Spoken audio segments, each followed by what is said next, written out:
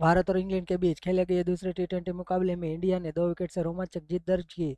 इस जीत के हीरो रहे 22 साल के युवा बल्लेबाज तिलक वर्मा, जिन्होंने दबाव के बीच 55 गेंदों पर नाबाद 72 रनों की शानदार पारी खेली।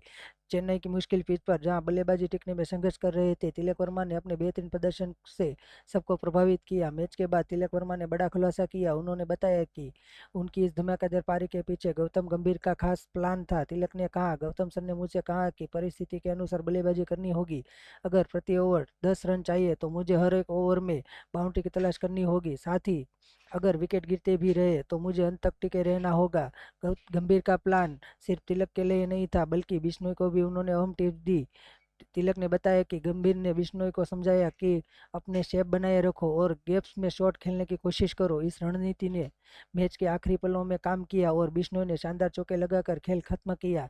इंग्लैंड के तेज गेंदबाज जोफ्रा आर्चर और मार्क वुड की घातक गेंदबाजी का सामना करना आसान नहीं था, लेकिन गौतम गंभीर की रणनीति और टीम की मेहनत ने इसे मुश्किल पारी को पार कर लिया। तिलक वर्मा को उनकी इस शानदार पारी के लिए प्लेयर ऑफ द मैच का अवार्ड दिया गया। क्या तिलक वर्मा भारत के नए मैच फिनिशर बन सकते हैं?